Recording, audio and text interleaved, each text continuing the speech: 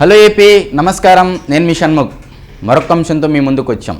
ఇందుకు అంశం ఏంటంటే మనం ఈరోజు తీసుకున్న టాపిక్ ఏంటంటే అదాని జగన్మోహన్ రెడ్డి గారికి దాదాపు 1750 కోట్ల రూపాయలు లంచం ఇచ్చారు అని చెప్పేసి FBI అంటే అమెరికాలో ఉన్నటువంటి అమెరికా ఫెడరల్ బ్యూరో ఆఫ్ ఇన్వెస్టిగేషన్లో ఇచ్చినటువంటి అఫిడవిట్లో జగన్మోహన్ రెడ్డి గారు అంటే సీఎం ఆఫ్ ఆంధ్రప్రదేశ్ అని పేర్కొంది. మరి దీంట్లో వాస్తవాలు ఏంటి, అవాస్తవాలు ఏంటి, ఎందుకు ఈ మాట మనం చెప్పాల్సి వస్తూ ఉంది అంటే నిన్నటి రోజున సాక్షి లైవ్ డిబేట్కి ఒక తమ్మునేలు పెట్టడం జరిగింది. ఇంత పిచ్చోళ్ళేంట్రా ఎల్లో మీడియాని ఏకి పారేశారు అని చెప్పేసి ఒక తమ్మునేలు పెట్టడం జరిగింది. మరి ఎంతవరకు ఓకే ఎల్లో మీడియా పక్కన పెడితే మరి వాస్తవాలు అవాస్తవాలు యూట్యూబ్లో తమ్మునేల్స్ వివిధ రకాలుగా పెట్టి చెప్పినప్పటికీ మనము కూడా సాక్షి ఛానల్లో ఎంతవరకు వాస్తవాలు చెప్పారు, మనం ఏమి వాస్తవాలు చెప్తున్నాము, వాళ్ళు ఎంత మేర అవాస్తవాలు చెప్తున్నారు, నేను చెప్పే దాంట్లో ఎంత వాస్తవం ఉంది విత్ ఆధారాలతో మీ ముందుకు వచ్చే ఈరోజు.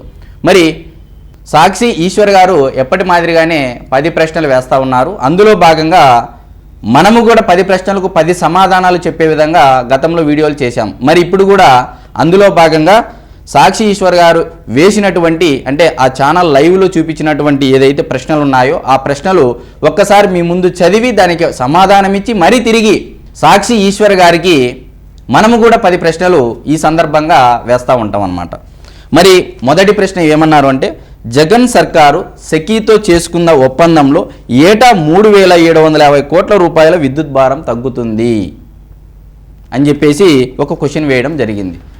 మరి నిజంగా జగన్మోహన్ రెడ్డి గారు సెకీతో ఒప్పందం చేసుకున్న తర్వాత 3750 కోట్ల రూపాయల భారం తగ్గితే గత 5 ఏళ్ల పరిపాలనా కాలంలో ఎందుకు విద్యుత్ ఛార్జీలు పెరిగాయి, 9 సార్లు విద్యుత్ ఛార్జీలు ఎందుకు పెంచారు, ఇది సాక్షి ఈశ్వర్ గారు సమాధానం చెప్పాలి. మరి రెండవ ప్రశ్న 25 ఏళ్లలో 1,00,000 కోట్లు ఆదా చేసే ఈ చరిత్రాత్మక అగ్రిమెంట్కు కేంద్ర ప్రభుత్వం సైతం ప్రశంసించింది. ఎక్కడైనా ఆధారం ఉందా, కేంద్ర ప్రభుత్వం ప్రశ్నించినట్లు ఏదైనా ఆధారం ఉంటే కారుమూరి వెంకటరెడ్డి గారు కానీ సాక్షి ఈశ్వర్ గారు కానీ కేఎస్ ప్రసాద్ గారు కానీ లైవ్ డిబేట్లో చూపించవలసిందిగా మా ఛానల్ తరఫున కోరుకుంటున్నాము. మరి అదేవిధంగా మూడవ ప్రశ్న వచ్చేసి ఇంటర్ స్టేట్ ట్రాన్స్మిషన్ ఛార్జీల నుంచి మినహాయింపు పొందితే కారు చౌకగా జగన్మోహన్ రెడ్డి గారు విద్యుత్ కొంటే ఎందుకు విద్యుత్ ఛార్జీలు ట్రూఅప్ ఛార్జీల పేరిట గత 5 ఏళ్ల పరిపాలనా కాలంలో 9 సార్లు పెంచాల్సి వచ్చింది. మరి దీనికి కూడా సాక్షి ఈశ్వర్ గారు కారుమూరి వెంకటరెడ్డి గారు సమాధానం చెప్పాలి. నాలుగవ ప్రశ్నగా బాబు అంటే చంద్రబాబు నాయుడు గారు ₹4.50 అగ్రిమెంట్ చేసుకుంటే అదే సెకీతో జగన్ సర్కారు ₹2.49 ఒప్పందం చేసుకుంది. దీనికి ఆన్సరు గతంలో ఇదే 2016లో ముఖ్యమంత్రి అప్పుడు ముఖ్యమంత్రి అంటే 2016 కన్నా ముందు నల్లారి కిరణ్ కుమార్ రెడ్డి గారు అంటే 2014 ముందు నల్లారి కిరణ్ కుమార్ రెడ్డి గారు ఉండేవారు ముఖ్యమంత్రిగా. ఆయన హయాంలో ఇదే ఒప్పందము ఎంత చేసుకున్నారు అప్పట్లో ఒక స్టేట్మెంట్ ఇచ్చారు. పీయూష్ గోయల్ గారు ఒక స్టేట్మెంట్ ఇచ్చారు కేంద్ర ప్రభుత్వం నుంచి ₹4.50 యూనిట్ ధరకు మనం వచ్చాము, ఇది చాలా ప్రశంసనీయము, ది బెస్ట్ రేటుకే మనము యూనిట్ ధర కొంటున్నామని చెప్పేసి కేంద్ర అప్పుడు విద్యుత్ శాఖ మంత్రి అయినటువంటి పీయూష్ గోయల్ గారు కూడా స్టేట్మెంట్ ఇచ్చారు. మరి దానిని ఏమంటారు సాక్షి ఈశ్వర్ గారు కారుమూరి వెంకటరెడ్డి గారు సమాధానం చెప్పాలి. ఐదవ ప్రశ్న 2014లో బాబు అత్యధికంగా ₹6.99కి 30 ఒప్పందాలు చేసుకున్నారంటే దీని వెనక ఖచ్చితంగా అవినీతి ఉన్నట్టే, అవునా కాదా, రామోజీ ఆత్మ ఆన్సర్ చెప్పాలి అని చెప్పేసి కిందన సాక్షి ఛానల్లో కిందన చెప్పడం జరిగింది. సరే క్వశ్చన్ అడిగితే అడిగారు, రామోజీ ఆత్మ ఆన్సర్ చెప్పాలనేది అది మీ యొక్క విచక్షణ జ్ఞానానికి వదిలివేస్తున్నాము. మరి 2014లో అత్యధికంగా బాబు ₹6.99కి 30 ఒప్పందాలు చేసుకున్నారని చెప్పేసి అంటున్నారు. మరి నాలుగో ప్రశ్నలు ఏమన్నారు, బాబు చంద్రబాబు నాయుడు గారు ₹4.50 అగ్రిమెంట్ చేసుకుంటే అదే సెకీతో జగన్ సర్కారు ₹2.49 అని మీరే ప్రశ్న వేస్తారు. మళ్ళీ ఐదో ప్రశ్నకు వచ్చేదలికే ₹4.50 కాస్త ₹6.99 పోతుంది. అంటే 4వ ప్రశ్నకు 5వ ప్రశ్నకు సంబంధం లేకుండానే అబద్ధాలు సాక్షి మీడియా ఛానల్ వేదికగా మీరు ప్రచారం చేస్తున్నారనేది కాదనలేనటువంటి వాస్తవము. మరి దీనికి కూడా సాక్షి ఈశ్వర్ గారు కారుమూరి వెంకటరెడ్డి గారు సమాధానం చెప్పాలి, అలాగే కేఎస్ ప్రసాద్ గారు. మరి 6వ ప్రశ్న సగటున ₹5.90 కొన్న చంద్రబాబు ప్రజాధనాన్ని దోచేస్తున్నారని ఈనాడు ఏనాడు ఒక వార్త రాయలేదు, దాంట్లో ఆధారాలు లేవు కాబట్టే ఈనాడు పేపర్ వారు ఏ రోజు కూడా ఆ వార్త రాయలేదనేటువంటి వాస్తవం. మరి ఒకవేళ ఆధారాలు ఉంటే, మరి దాంట్లో అవినీతి జరిగి ఉంటే గత 5 ఏళ్ల పరిపాలన కాలంలో జగన్మోహన్ రెడ్డి గారు ఎక్కడో పూణేలో ఉన్నటువంటి ఒక కంపెనీ స్కిల్ కేసులో అక్కడ జిఎస్టీ కంపెనీ ఎగ్గొడితే ఇక్కడ చంద్రబాబు నాయుడు గారిని A37గా పెట్టి ఆధారాలు లేకపోయినప్పటికీ సంబంధం లేనటువంటి కేసును దానిని ఆధారంగా చేసుకొని 53 రోజుల పాటు జైల్లో అక్రమంగా నిర్బంధించినది వాస్తవమా కాదా? ఇది సాక్షీశ్వర గారు, కారుమూరి వెంకటరెడ్డి గారు, కేఎస్ ప్రసాద్ గారు సమాధానం చెప్పాలి. మరి అన్ని ప్రశ్నలు వేస్తూ ఉన్నారు. 7వ ప్రశ్న మటుకు నాకైతే కనపడలేదు. సాక్షి ఛానల్ లైవ్లో చూశాను. 7వ ప్రశ్న అయితే కనపడలేదు. మరి 8వ ప్రశ్న, తక్కువ ధరకు కొన్న జగన్ కాదు ఎక్కువ ధరకు పీపీఏలు చేసుకున్న బాబే అవినీతికి పాల్పడ్డారు.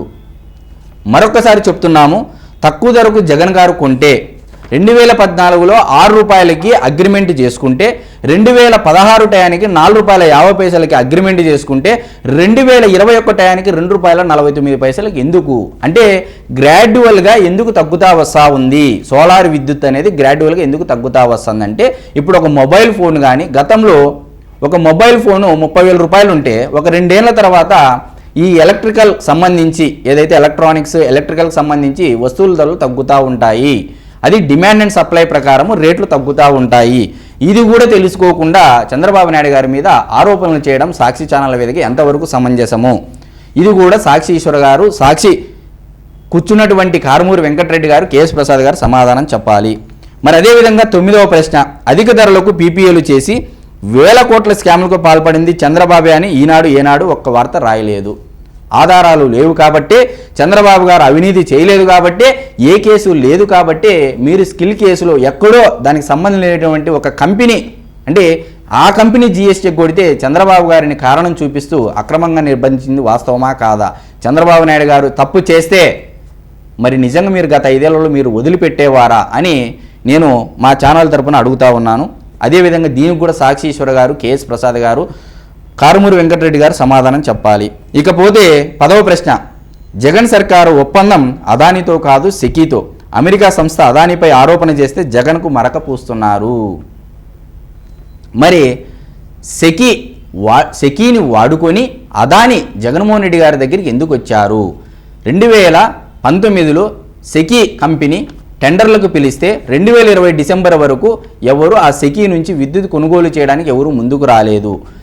2019 ఇదే కంపెనీ ఏది solar energy corporation of India company టెండర్లకు బిడ్లకు ఆహ్వానిస్తే 12 గిగావాట్లకు సంబంధించి అప్పట్లో కేంద్ర ప్రభుత్వం ఏం చేసింది అంటే కొన్ని ఇన్సెంటివ్స్, ఒక పథకాలను తెచ్చింది. మ్యానుఫ్యాక్చరింగ్ మన దేశంలోనే పెట్టాలి, మన దేశంలోనే దీన్ని ఉపాధి కల్పన చేయాలి అని దాంట్లో కొన్ని షరతులు పెట్టింది. 3 గిగావాట్ల ప్లాంట్ ఎవరైతే పెడతారో ఇక్కడ మ్యానుఫ్యాక్చరింగ్ పెట్టి మిగతాది మీరు ఎక్కడ పెట్టుకున్నా సంబంధం లేదు. 3 గిగావాట్లకు సంబంధించి 12 గిగావాట్లలో 3 గిగావాట్లు ఇండియాలో మ్యానుఫ్యాక్చరింగ్ పెట్టాలని చెప్పేసి బిడ్లకు ఒక కండిషన్ పెడితే అప్పుడు అదాని అజ్యూర్ పవర్ కంపెనీ సెకీతో ఒప్పందం చేసుకున్నారు. మరి 2020 డిసెంబర్ వరకు రానటువంటి ఏదైతే ఏ కంపెనీలు ఏ రాష్ట్ర డిస్కమ్లు కూడా కొనడానికి ముందుకు రానప్పుడు అదాని గారు సెకీతో ఒప్పందం అంటే బిడ్లలో టెండర్ విన్ అయ్యారు కాబట్టి ఏ కంపెనీ అంటే ఏ రాష్ట్ర ప్రభుత్వం ముందుకు రాలేదు కాబట్టి అప్పుడు జగన్మోహన్ రెడ్డి గారిని సెప్టెంబర్ 12వ తారీఖున కలిసిన తర్వాత 4 రోజులకే అంటే రాష్ట్ర ప్రభుత్వంలో ఉన్నటువంటి మంత్రిమండలి ఆమోదించుకొని ఇక్కడే బాలినేని శ్రీనివాసరెడ్డి గారు నన్ను 1 గంటకు నిద్రలేపి సంతకం పెట్టమన్నారు. నేను పెట్టలేదు. కావున మరుసటి రోజు మంత్రిమండలి సమావేశం పెట్టి తీర్మానించుకొని ఆమోదించుకొని ఒప్పందం చేసుకోవడం జరిగింది. మరి ఇది దీనివల్ల ఎందుకు ఇది దీంట్లో స్కామ్ అంటున్నారంటే 25 ఏళ్ల పాటు వసూలు చేసుకునే ఫెసిలిటీ దీంట్లో కల్పించారు. దానికి గాను ఇది చంద్రబాబు నాయుడు గారు చెప్పిండే వాస్తవాలు కాదు, పవన్ కళ్యాణ్ చెప్పినటువంటి వాస్తవాలు కాదు, నారా లోకేష్ గారు చెప్పినటువంటి వాస్తవాలు కాదు.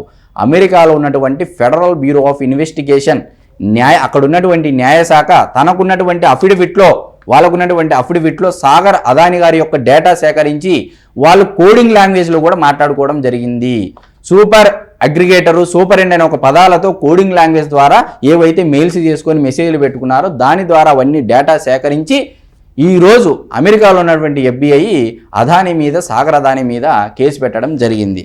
మరి జగన్మోహన్ రెడ్డి గారికి లంచం ఇచ్చి అంటే అదాని గారు జగన్మోహన్ రెడ్డి గారికి లంచం ఇచ్చారని చెప్పారా, లేదా జగన్మోహన్ రెడ్డి గారి నేను ఇది ఒప్పందం చేసుకోవాలంటే నాకు ఇంత లంచం కావాలని అడిగారనేది పోను ఇంకా వివరాలు తెలుస్తాయి. తొందరలో దీని మీద ఇన్వెస్టిగేషన్ జరగబోతా ఉంది కాబట్టి మరి నిజంగా జగన్మోహన్ రెడ్డి గారి పాత్ర లేకపోతే అమెరికాలో ఉన్నటువంటి FBI న్యాయశాఖ ఎందుకు సీఎం ఆఫ్ ఆంధ్రప్రదేశ్ ఇండియన్ అని చెప్పి, అంటే ఇండియా గవర్నమెంట్ అని చెప్పేసి ఎందుకు మెన్షన్ చేసింది అనేది కూడా సాక్షి ఈశ్వర్ గారు, కేఎస్ ప్రసాద్ గారు, కారుమూరి వెంకటరెడ్డి గారు సమాధానం చెప్పాలి.